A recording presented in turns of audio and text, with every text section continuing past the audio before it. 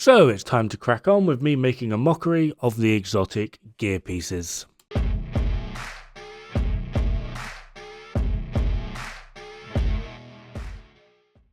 In this one, we're going to be going over the masks as well as the backpack. This is a total of 6 items: Vial, Catharsis, and then Coyotes. The Memento backpack, Ninja Bike Messenger backpack, as well as the Acosta's Go bag. So to kick things off, we're going to start off with Vial, which has the talent Toxic Delivery. Status effects: apply a damage over time debuff for 10 seconds. Total damage is equal to 50% of your concussion grenade damage and is increased by your status effect attribute. Comes with 1 skill tier, status effect, and hazard protection. Vial is actually a best in slot mask for our Eclipse damage builds, whether it be bleed, most likely fire. It doesn't work too well on actual CC builds, simply just because there's no need for us to do any form of damage, and being the fact that these builds just don't do damage anyway, Vial is offering very little to the table. The worst role on this is going to be the hazard protection. Not necessarily because hazard protection is bad, obviously it is going to be nice when you need it.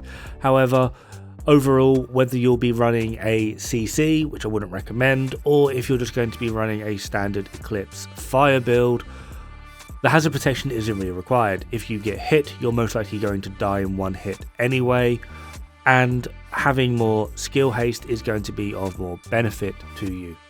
Like I said though, it is a best in slot mask, but it's only really typically just for one very unique style of build that you may or may not like.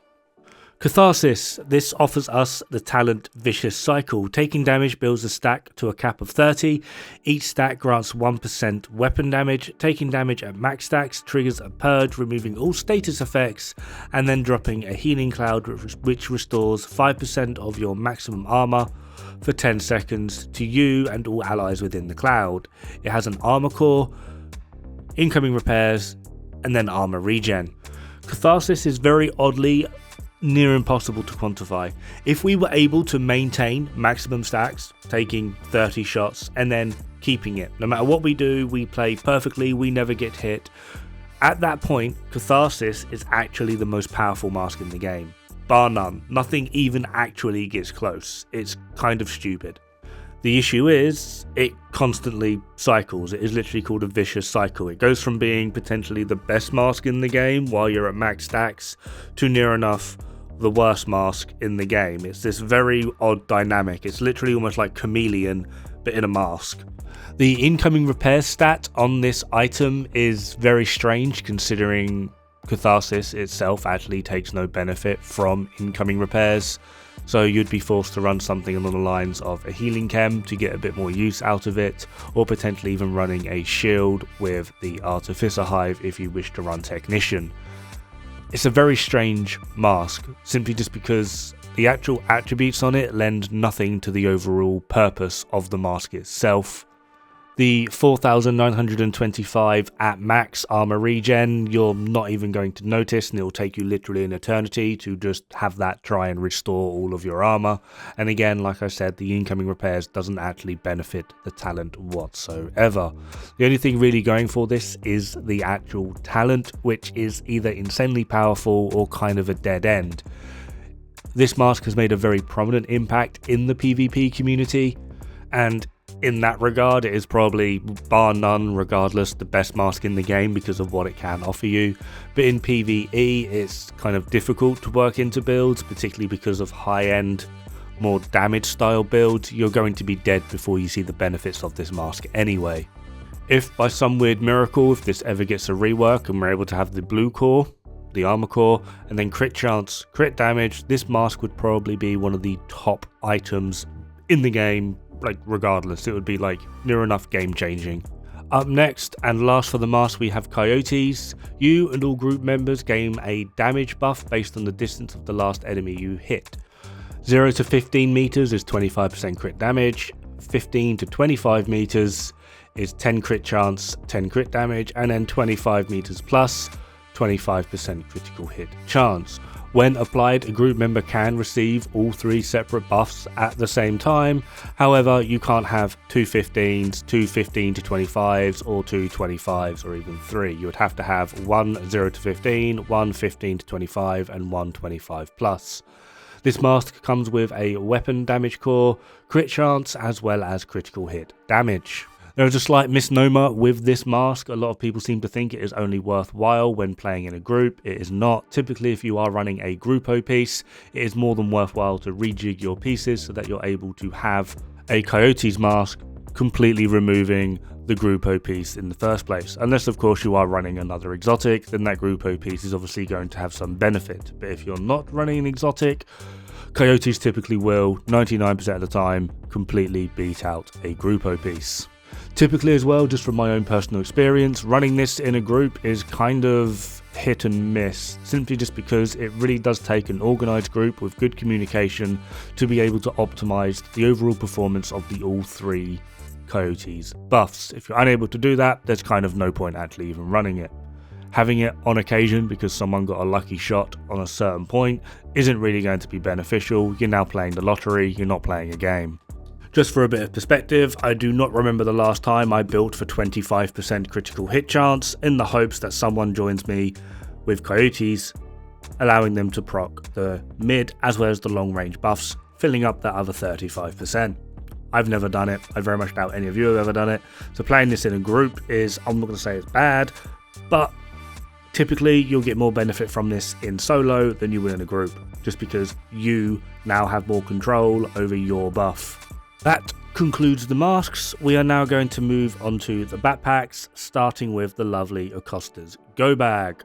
Acosta's has 2 talents. You have one in the hand, which throwing a grenade refunds it and grants +1 skill tier for 15 seconds. If you are already at skill tier 6, this will cause an overcharge, which has a cooldown of 60 seconds. The second talent is 2 in the bag, which gives +1 armor kit, +3 grenade capacity, +25 ammo capacity, 10% repair skill, and 10% status effect. This bag also comes with +1 skill tier, skill damage, as well as skill haste. In total, this bag will give us skill damage, skill haste, repair skill, status effect. Considering we all know, or should know at this point, how powerful skill efficiency is, this bag was basically the first iteration of skill efficiency. Skill efficiency light, if you will. I'm always amazed and absolutely gobsmacked the amount of times people keep trying to tell me that Acosta's Go Bag is the worst exotic in the game, because my general retort at this point has just been whittled down to tell me you know nothing about this game without telling me you know nothing about this game. As it stands in terms of exotic backpacks alone, Acosta's Go Bag is actively the most powerful. Just simply because it comes with what is essentially 5 attributes rather than 3, offers its own personal overcharge, then adding in something like Survivalist for the fire nades and Sledgehammer, for example, with an extra 3 grenades, along with refunding your grenades essentially every 60 seconds, you are able to perform some wondrous things with this. It just requires a little bit of imagination. It is also a top tier backpack for things like the Oxy build, as well as a few support builds that utilize, like I just said, the fire grenade mechanic utilizing Sledgehammer. The amount of things you're actually potentially able to do with this backpack is unreal. Lots of people just seem to overlook it. You show me the worst exotic item in the game and I'll show you the most underrated item ever. Going from underrated to overrated, we now have Memento. Raise your hand if you saw that segue coming. Memento has the talent Kill Confirmed. Enemies you kill drop a trophy on death. Collecting the trophies provides a short-term buff as well as a long-term buff, the first of which scales with the number of core attributes equipped and lasts for 10 seconds. Each short-term buff will give 5% weapon damage for a maximum of 30, 10% bonus armor, which does stack. I've had so many people tell me that it doesn't stack. It does stack, just each trophy has its own individual counter, so if you want it to stack, you need to pick them up bloody quick. And then finally, for each yellow core, you will get 5% skill efficiency, obviously totaling 30% skill skill efficiency. The long-term buff is equated to 1% weapon damage for each trophy for a maximum of another 30% all weapon damage, which will last for 300 seconds. For the yellow, it will give you 1% skill efficiency. This is literally the most powerful thing about this backpack, and you will also gain 0.1% armor regeneration, which apparently totals 3%. However, upon testing this against other builds that have 3% armor regen, Memento is more like 6% armor regen, which is rather interesting. The maximum number of stacks is going to be 30, and this backpack comes with 3 main core attributes, being weapon damage, armor, and skill tier. Granted, this is a very powerful, very unique, and very interesting backpack. However, it does not need to go onto every build you bloody well have, considering it literally just takes vigilance to outperform this backpack in terms of damage. The armor regen means nothing while you're under fire. 6% armor regen is not at all that much. You don't see people ranting and raving about a red foundry build. The only thing this backpack really actually offers you is 30% skill efficiency. It is very powerful. I'm not saying not to use it. This is the part where people tend to stop listening for some dumb reason. If you like it, you like it, but there are other better options, considering it just takes vigilance to outperform it. Now put preservation on your weapon. Congratulations, you have more regen and more damage. And if your retort to this is, well, the uptime of vigilance, then I give you composure. Admittedly, it's 10% less than vigilance, but it's still 10% more than bloody Memento. Going from underrated to overrated to outright bloody useless, we have the Ninja Bike Messenger backpack. Has a weird and wacky talent called Resourceful, slots into equipped gear and or brand set items to fulfill the requirement towards unlocking the gear or brand set bonus. Allows to unlock bonuses for multiple sets simultaneously. It has a red core, a blue core, and a skill tier. It will only unlock the next in line from your brand or gear set. It will not fulfill the backpack requirement, such as the Striker's talent or the Negotiator's talent or anything along that line. Simply just because of that, I give you the worst backpack in the game. Sure, variety, fun, add random excuse here, but in terms of overall usability, capability, and what this backpack can actually give you, it amounts to near enough 0. It will drop DPS builds anywhere between 32% and 25%, MMR builds by 38% to 51%. In fact, the only use I actually have found for this backpack is some weird and wacky healer builds, also in some tank variations, and in case we haven't figured it out so far, tank builds in this game are not really all that worth it, so we're limited to healers. And considering as long as you have the right healer build set up, you are able to full heal any ally anyway. Yeah, this bag is basically giving us a 20% increase on our healing for the cost of an overcharge.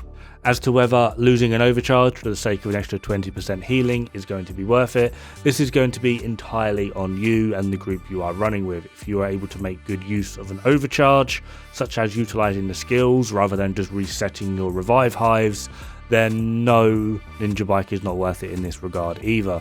If you're going to actually utilize it for the skill implementation, such as immortal shields and pushing, or holding down electronics such as warhounds or mini tanks with an EMP sticky, Ninja Bike is a no bueno. If you just plan on pushing and then just trying to spam heals, then Ninja Bike can actually also be worth it in this very weird niche regard.